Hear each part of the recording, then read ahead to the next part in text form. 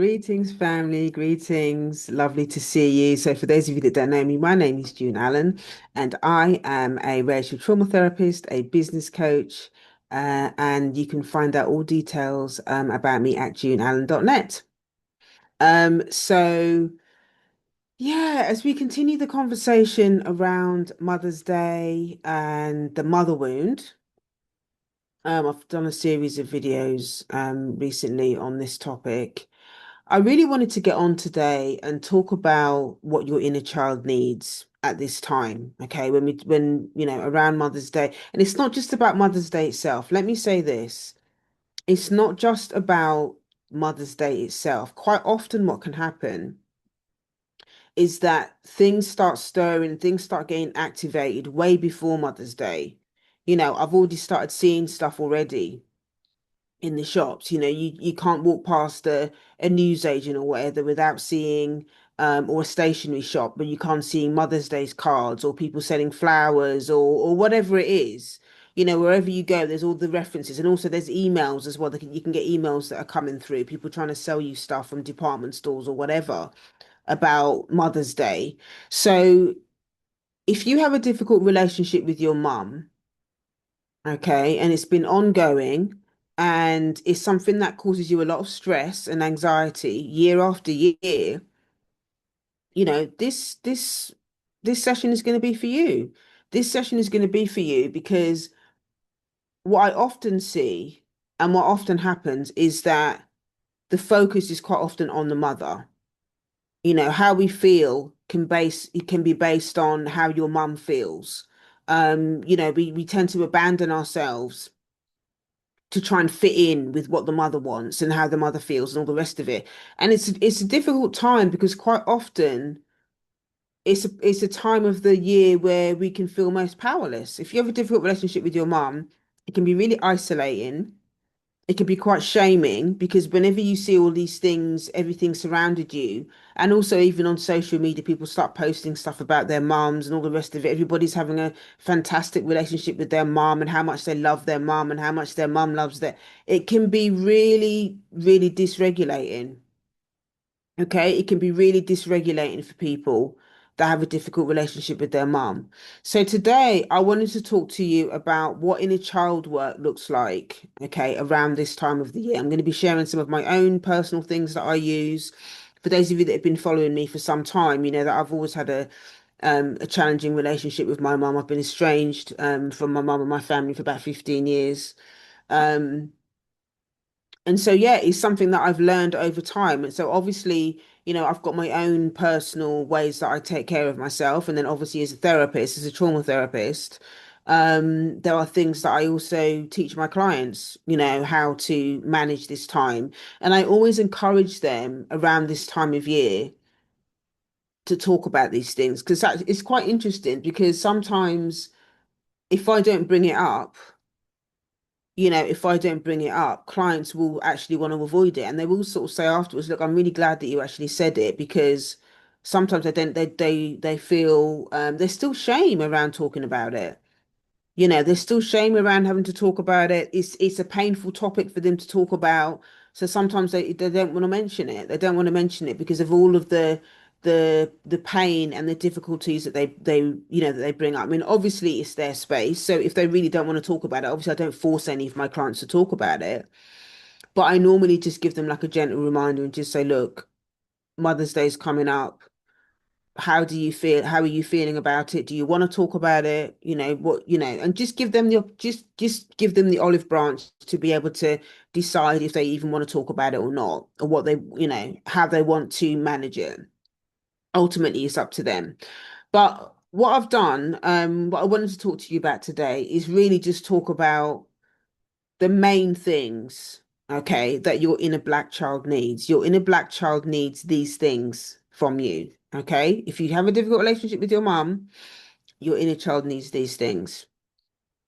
Now, the first and top priority that your inner child needs from you, okay, is it needs to be loved. Okay, your inner child needs love from your adult self. Now, what do I mean by that? So first, let me say that when we talk about inner child work, I always say to my clients, when I'm talking about inner child work, that it's not a binary conversation. It's not like one inner child. There are different parts of the younger parts of you that might have different needs around this time of year. You might have a really, really like a tender part of you that's like a toddler age. If you can remember back that far, you might have a toddler age part that is looking for that needs something, and that part of you might not even want to talk. It might be non-verbal. I have childhood parts that don't talk, and they need soothing things that are more embodied. So it might be things like food, it might be things like, water, like having like a deep Epsom salt bath with lots of bubbles, or whatever it is, with lots of essential oils, or whatever it is. I have different parts that have different needs, and so will you. So when I'm talking about your inner child, really I'm talking about inner children, because it can be a teenager, it can be a tween, it can be a toddler, like I said, it can be a 9-year old, whatever. If you allow yourself to pause and get quiet and just ask yourself, what are the parts of you, the younger parts of you that get activated by Mother's Day, and how old are they, and what do they need? Okay, that's the first part in showing love to your inner child, is being able to get some clarity around, actually, how old are the parts of me that get activated by Mother's Day, and what do they need? Because they need you to hit their need to be heard. Okay, those parts of you need to be heard. And quite often, before I started doing this work, I externalized a lot of it, in the sense that, I thought that if my mum can't meet those needs as an adult, if my mum couldn't meet those needs, then I didn't really understand how I could meet those needs for myself. Okay, I didn't understand how I could meet those needs for myself. But an important part of the healing process, and I do this with my clients as well, is helping them get clarity around what are the ages, okay, what are the ages that are most activated by your mother wound? What age is your mother wound? And what do they actually need? What do they actually need from you? What support do they need? What do they need to say?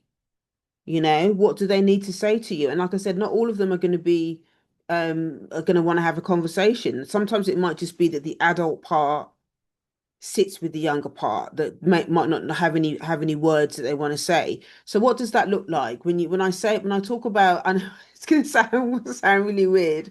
What does it look like when I sit with the younger part of myself? So it just means going inward and having an internal dialogue. Okay, having an internal dialogue with that part of myself. And like I said, sometimes it doesn't require me to talk. Sometimes it means just sitting with that part of myself. And just being curious about it, just being curious about that part, being curious about how it feels, what emotions are attached to that part of myself when I think about Mother's Day. What does that part need from me? Um, and that stuff will come out. That stuff will come out. Sometimes it might take a little bit of time, because it might be that there are the younger parts of you that don't trust your adult self, because it's been ignored. Because at some level, one of the things that comes up quite a lot with clients is that they end up treating their inner children the same way that their mother treated them.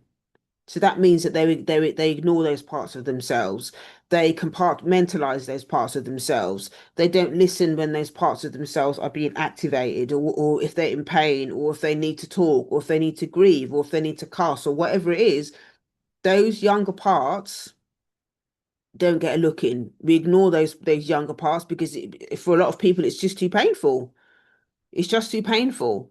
Okay, it's just too painful to have those conversations. So a lot of times there's an internalization of the mother's behavior, and then those younger parts get treated exactly the same way that the mother treated the client. So, and that's going to take time to rebuild that trust. But one of the ways that you can start to rebuild that trust, I just noticed my cat sitting there. Look, she looks a bit vexed. I don't know what's going on. I don't know what's going on. Cleo. I don't know what's going on with there, but anyway. So yeah, it takes time to be able to rebuild the trust, okay, with your younger parts. And but you can begin by being curious about those parts, by talking to those parts.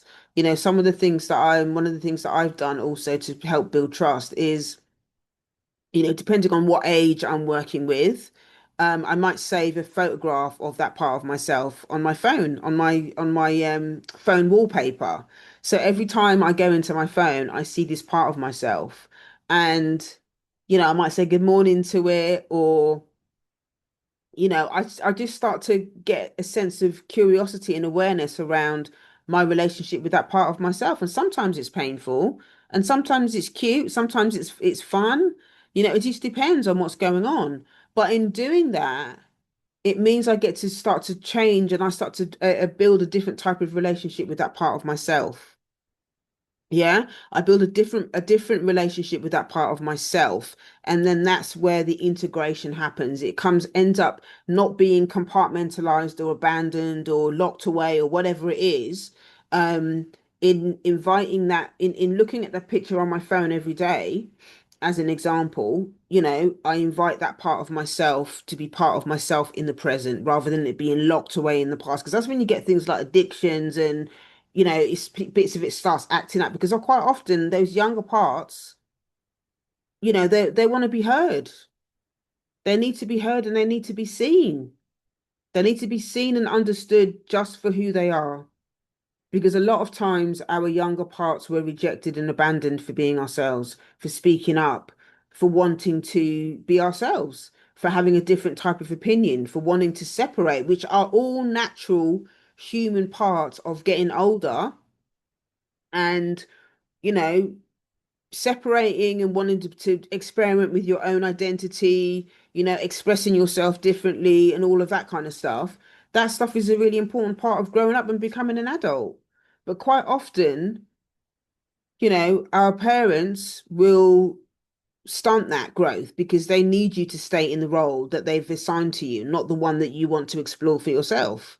And so that can become very painful, because then you get into the dynamic where unconsciously you realize that actually you have to compartmentalize the part of you that wants to grow up and express itself and do all of these things. You end up, shutting that part of yourself down, or splitting off from that part of yourself in order to stay attached to the parent, because the parent disagrees and all the rest of it. So you end up having to cut off that part of yourself in order to stay, it's just like a survival tactic as well, in order to stay in relationship with that parent. But then what happens in the meantime is that those younger parts that have been exiled, it creates a lot of internal pain. And again, like I said, that's where addictions and stuff can start to come in, because those parts, they don't have a place to express themselves. So then what happens then is that there's a way of self-soothing. I always, something that I know, that this is my story as well, for my clients as well, is that, when it comes to things like overeating, and a lot, being addicted to eating a lot of sugar and all of that kind of stuff, a lot of acting out or acting in around food is quite often they're often quite often child parts. In my experience, it's child parts that are acting out or acting in. Um, so yeah, so this is again something to be aware of. And if you start to make the decision to kind of start to be more curious about these younger parts of yourself, and thinking about how you feel about Mother's Day and all the rest of it, then you can start to really think about, actually, what, how does my pain around how does my mother wound show up? How does it show up in your behavior? Does it show up in your food? Are you or undereat? Do you restrict or do you overeat? That's a whole nother podcast. Maybe I'll do that at some point. I'm talking about relationship with food in terms of your mother wound and stuff as well. Because if you think about, if your relationship with your mum was in deficit, if there's a lot of neglect and stuff like that, is there a mirror between the neglect around the relationship with your mum and the way that you neglect yourself around food? There's parallels that are going to come up around that. So these are the things that obviously I'll talk about my clients with in therapy and stuff like that to help them to understand their own behavior and, and to help them change the relationship and understand the relationship they have with the younger part of themselves. They find it very, very difficult. This is another way that we love our younger parts is really giving ourselves permission to understand those parts. And if you can do it in therapy or do it in recovery or whatever support network you have, being able to understand those parts of you is really, really important. And create be really beginning to understand the timeline because it's not really just about what happened when you were a child. It's how your mother treated you when you were an adult as well, when you were an adult child. Parents can be just as abusive when you're an adult, not maybe not in the same way when you're a child, they might think they can get away with physical violence and stuff like that. But when we think about, when you're an adult, they might not be able to be physically violent, even though, unfortunately there are some parents that still will still do that. There might be emotionally abusive, verbally abusive, and stuff like that. There are different ways the abuse can shift to a different form. Um, and that means that there are still going to be younger parts of you that might still be adults that are still being, that are still hurting. So it's not when I talk about inner children as well, it's not just about the younger parts of you when you were, say, pre-18 or whatever. It's also your relationship to your mother wound and stuff when you actually been an adult, because there is still harm that can happen when you're an adult. So, when you do your inner child work and when you're thinking about how you can care for your inner child, think about the whole timeline, the whole spectrum of your life, before today. Think about that. Think about all of the things you know that you've that you've uh that you've had to endure in this relationship, the way that you've had to ignore, deny yourself, the way that you may have abandoned yourself in order to stay in that relationship. Boundaries that were crossed. Your mum not being able to show up for you because she's got her own stuff going on. There's a lot of things that need to be done. And here's the other thing about that's important for your that you and the inner child really, really needs at the moment is to be protected, to feel that your adult self is going to protect her. And I hear so many stories, so many painful stories from clients that talk about their mothers not being able to protect them, not being able to protect them from, the other parent that was violent or whatever. One parent, the dynamic that I often see is that one parent was violent and the other parent was that enabled it, that didn't stick up for the child or whatever. The one parent was really violent and the other one was just enabled it, didn't show up for the child at all. It was neglectful. And that's just as painful to have one parent that didn't do anything or that thought it was acceptable for the other parent to be physically violent or abusive or whatever it is. That both of them are complicit in the abuse in that sense. Just because the one parent didn't actually physically abuse you, the fact that they didn't do anything, they didn't protect you from the abusive parent is still they're still part of the abusive cycle. And so if you experience these things from your parent, then your inner child needs to know that you're going to protect them. And what that means is your inner child is going to want to know, in order to trust you, that inner child needs to understand, are you going to stick up for the child if the parent continues to be abusive? Are you going to set boundaries so that the parent can't continue to behave the way that they behave? Are you going to remove yourself? Are you going to go low contact? Are you going to go no contact? Are you going to, be really clear about what you will and will not do with these folk? Your inner child needs you to show up for them. And that is going to take time for you to learn how to do that, especially if you're used to, externalizing your worth, thinking that, you have to get your parents' approval, your mum's approval in order for you to show up. Maybe there's a fear that you don't want to speak up because you think that, if you speak up, then you're gonna lose the relationship, you're gonna be abandoned. But you've been abandoned already. Okay? You've been abandoned already. The fact that you're in this challenging relationship, this abusive relationship with your parent, with your mom, means that you've already been abandoned because that person doesn't, you know, they're not, the relationship is already dysfunctional. There's already a deficit around the healthy nature of that. So by default, you know, you're not being protected. You're not being protected. And this is a lot of the work that I do with my clients as well, in helping them to understand actually what does it mean to be protected.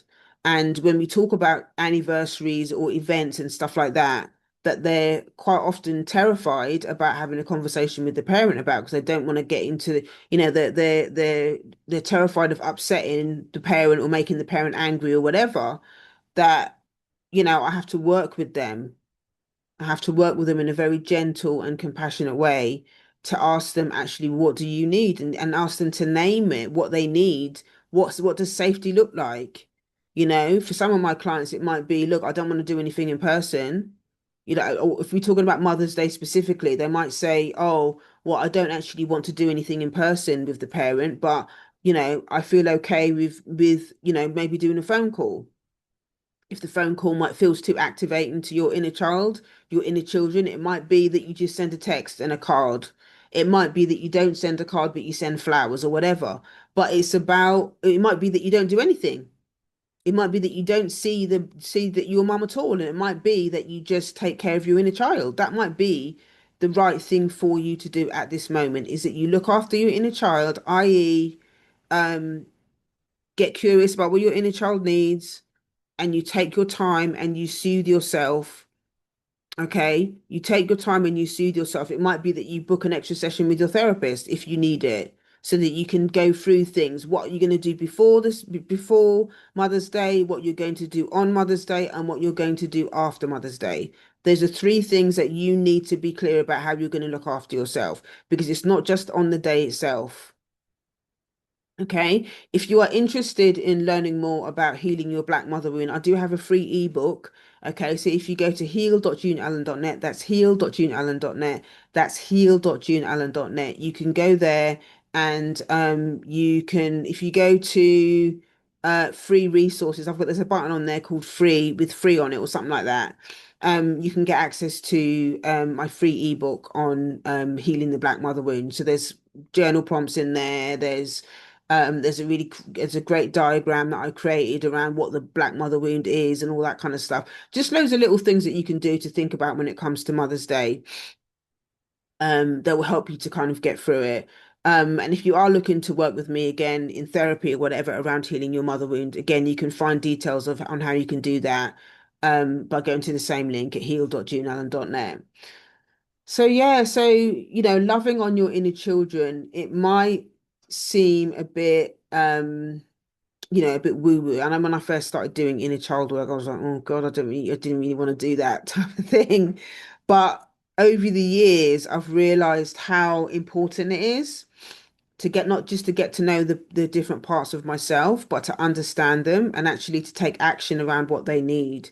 So some of the things that, you know, I do now when I think about Mother's Day and taking care of myself, is, you know, first and foremost, again, I will check in with my younger parts and see which parts are activated, which parts want to be involved, you know, in for me to, for my adult self to kind of take care of them over the Mother's Day. And then I'll think about what I want to do before. You know, maybe I will think about, you know, think about what support I need. So when I'm going to book my therapy session, so I can talk about it with my therapist. What recovery meetings will I be doing around that time as well, if I need to reach out and stuff like that. As I'm also a parent as well, I also need to think about, you know, what are the parts of me that are a parent? What does that part of me need? Quite often it's rest, but quite often it's solitude. I might book a little retreat for myself or something like that. I book a little massage or a pedicure or something like that. Again, I tap in with that part of myself as a mother and think about what you know, what I need. And you know, then I create those things for me. I keep a little bank account as well on the side where I put stuff in it I put money in it every month. And that's stuff that I do to treat myself for things as a parent. So and it might not, it might, and you can do the same. It doesn't have to be a whole heap of money, even if you put £10 a month in it or whatever. That money is yours. So when it comes to your birthday or Mother's Day or whatever, you can use whatever's in that funds to treat yourself. You can use what's in the fund to treat yourself. Then obviously because I'm a mother, then I like to do something with Zuri, with my daughter. So, we might go out to eat somewhere or something like that. Yeah, I just normally do something. So that's three areas that I take into consideration when I'm thinking about Mother's Day. I'm thinking about the younger parts of me. I'm thinking about the parent, the mother that I am, and I'm thinking about doing something specific with Zuri for Mother's Day. Those are the three things, three areas that I look at when it comes to Mother's Day. So, and it's because the reason why I'm able to be so clear now about these things is because again, over time, over the years, I've realized that I don't want to, I don't think much now about my own mother in that sense. I mean, yes, if there's any grief work that comes up, if there's any grief that comes up around my mum specifically, then obviously I'll let those parts of myself have some time and to grieve or whatever. Maybe I'll write a no send letter or something like that. I do lots of journaling or whatever. If there's any grief that comes up around that time, around my mum, then give myself permission to do that. But there's loads of different things that, there are lots of different other areas that come out that are important to think about when it comes to all of these things. And it's about giving yourself permission and being intentional about looking after the different parts of you that are involved in Mother's Day, rather than just kind of letting it all happen and thinking that your mum has to actually dominate the situation, has to dominate the experience. No, she doesn't. If you have a challenging relationship with your mum, this time of year can feel very, very triggering. And you can feel really powerless because you think, oh my gosh, it's always about her and her trauma and, all of that kind of stuff. And you can feel, the child can often feel not seen because society puts mothers on a pedestal and doesn't think that, even now, there's still a huge stigma, especially in the Black community, about Black mothers that are abusive, because we've got so much other fish to fry when it comes to racism and misogyny and all the rest of it, that that people still feel uncomfortable to have those conversations. And then obviously there's always somebody that's going to be saying, oh well, you've only got one mom, and you need to forgive and do all this sort. There's always that person that's going to be shaming somebody else about the difficult relationship they have with their mom. And I always say to people, unless you're going through it, you need to close your mouth. Okay, you need to close your mouth unless you're going through it, because people don't understand. People do not understand. They will always assume, they're always going to judge you by the relationship that they have with their own parent.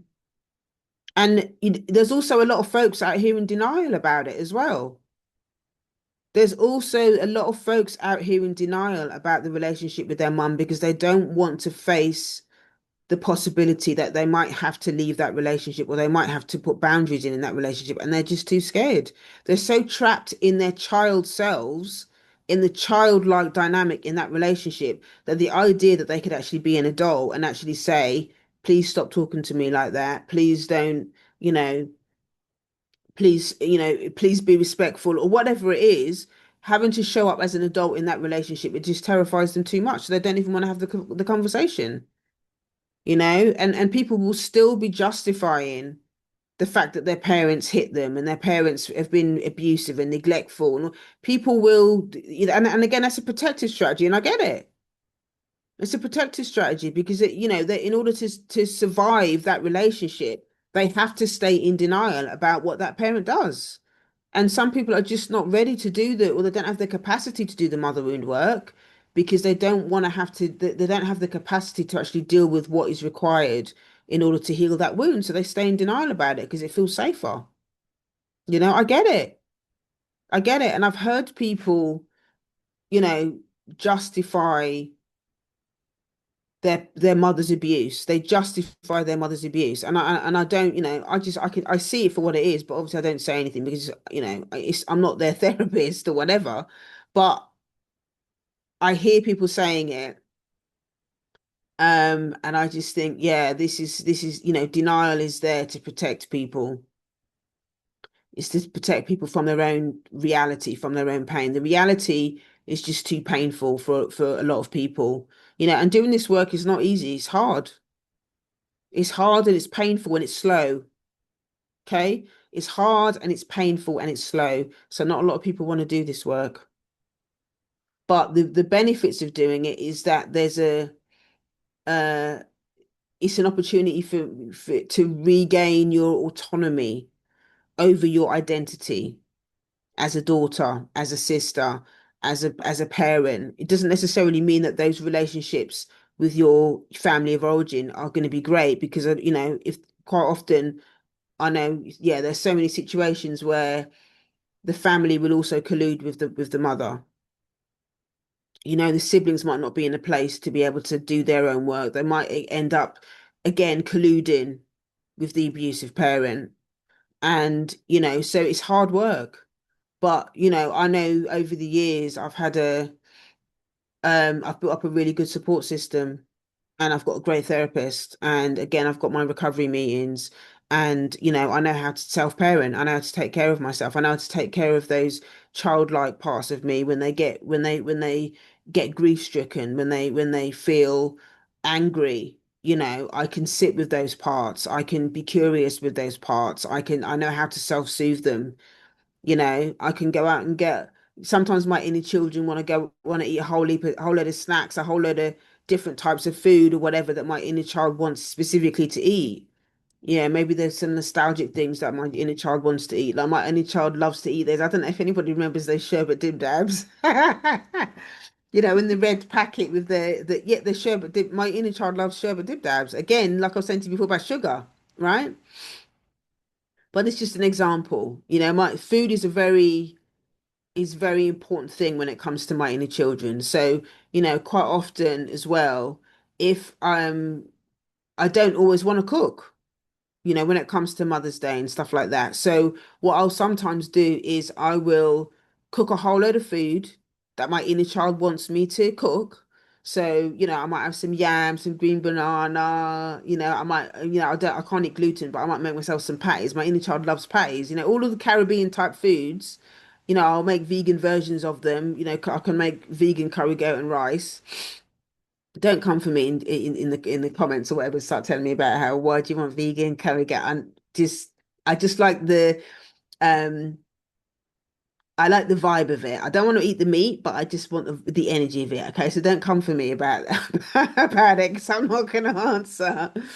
Um, but yeah, so anyway, I say that to say this, like having that relationship with your younger selves, having that relationship with your inner children, and being able to self-parent and to be really proactive about how you're going to care for yourself, your inner children, i.e., getting the food in, getting the snacks in that your inner child wants, having those conversations, calling up your friends or your therapist or whatever and say, can I have a session on this particular day because I want to talk about I want to do some mother wound stuff. I just need to do some grief work.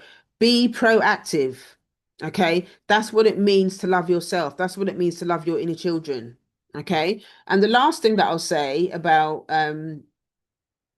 taking care of your inner children is to have fun, right? Is to create some fun things for yourself around this time. It's not always about grieving and all about you know, being in the grief. And yes, all of that stuff is important, but also especially, my inner children, they want to have some fun. They want to know what I'm going to be doing as well. That's going to be fun. So again, scheduling those things in, is really important. Like as an example, I know my inner child loves crafts. My inner child loves crafts. I've done so many different craft classes from pottery to life drawing. Gosh, what other? There's some other classes. I've done crochet. I'm doing some stuff at the minute where I'm sewing like crystals on one of my suit jackets. Like I think I'll show it to you when I finish it. But yeah, just whatever. My inner child loves crafts. So, whether you're going to actually go to a specific craft class about something, or you're gonna look on YouTube and kind of pick up something yourself or whatever, and please do something that's fun. You know, call up your friends and or your other mums or whatever and do something fun with them that doesn't involve the children. Give yourself a break. You know, there's that part of me as a parent because I don't get a lot of time to myself as a parent. You know, my parent identity, my mother identity just likes to be in solitude, just likes rest. So I'm probably gonna, book myself to go on a retreat somewhere or just spend a few days, just go on a retreat somewhere so that I can really start to look after myself and just allow my brain time to kind of switch off and all of that. So yeah, when the time comes around Mother's Day, I would have already had this stuff booked and in place. I know what I'm going to be eating. I know what I'm going to be buying for my inner children to make them feel comfortable and soothed. I'll probably cook a whole load of food in advance. Maybe I'll cook a pot of soup or something, so I don't have to cook. For 3 or 4 days, I can put the stuff in the freezer, in the fridge. So if I bulk cook it and put it in the fridge or the freezer, then I ain't got to cook for 3 days. I can just chill. I can relax. You know. I'm going to go away on retreat because that part of me that's parenting, which takes up a lot of emotional labor, gets to rest. So, last year I actually made myself a huge bouquet of paper flowers. Paper flowers is, making paper flowers is something that I've taken up over the last year and I absolutely love it, and so that kind of kills two birds with one stone. I can make them for myself or I'll make the flowers and give them to other people. And I've done that quite a lot. A friend of mine moved into a new house. I made a huge bunch of paper flowers for her with sunflowers and tulips and yellow roses and all kinds of stuff. I made a huge bouquet of flowers for her and gave that to her when she moved into a new house. There's a sister gathering that I go to once a month with loads of other healers and therapists and stuff like that. I go to that once a month, and I made a whole load of roses, yellow roses, and did like an exercise where everybody had an opportunity to think about how they can look after themselves and all of that, and actually attached a piece of paper to the rose where they could actually write down a sentence or a word or phrase or something that's going to be reminding them when they look at the rose. They associate it with how am I loving myself? How am I taking care of myself? Am I resting enough or whatever? It's just kind of like a reminder to love on themselves, first and foremost, whether they're in a relationship or not. So yeah, and again, I love making the paper roses and so I did that, I've done that over the last year, but when I first started doing it, um, I made this huge bouquet of paper flowers for Mother's Day, pink and red roses for Mother's Day with all kind of ferns and stuff coming out of it as well. And I just really loved it, So think about what things are fun for you. What things do your inner children like to do? And use those things to take care of yourself around Mother's Day. So Mother's Day doesn't just become an anniversary every year where you're dreading it. It becomes something where you can acknowledge all of the different parts of you, the parts of you that want to grieve, the parts of you that are sad, the parts of you that are angry, the parts of you that feel joy around, you're accepting all of the different tapestry of yourself and allowing those parts to have a voice around Mother's Day, particularly your inner children when it comes to Mother's Day. Give those parts of yourself space to do whatever they need to, whether it's grieving, whether it's being joyful, whether it's around being with friends, being with other mums or whatever. Be curious about what those parts of you need and take action. Okay, be curious about what those parts of you need and take action so that you begin to understand those parts, so that you can love on those parts, so that you can protect those parts, so that you can have fun as well, so that you can have fun around it. Don't let your Mother's Day be hijacked by all of the pain. Okay, be intentional about how you can take care of yourself. Be intentional about how create space for integration and processing around your mother wound stuff and create space for what it means for you going forward, in celebrating you taking care of yourself, because whether you're actually a mother or not, you self-parenting is an important part of the process. Okay, self-parenting is an important part of the process. So own that, lean into it. You deserve it. Okay. Thank you so much for joining me today. I really appreciate you hanging out with me. I hope that you found this content that I've shared with you today useful. If you're looking for a therapist and you want to do some inner child work, if you're looking for a therapist to do more of your mother wound work, understanding yourself, if you want to do more of the parts work with me, if you've got any questions or anything about anything that I've shared in this podcast, please, you can email me at info@yardofgreatness.com. Yeah. And if you want to, yes, you can either email me, or if you want to find out how to work with me, go to heal.juneallen.net. That's heal.juneallen.net. That's heal.juneallen.net. Thank you so much for joining me today, and I will see you next time. Take care. Bye bye.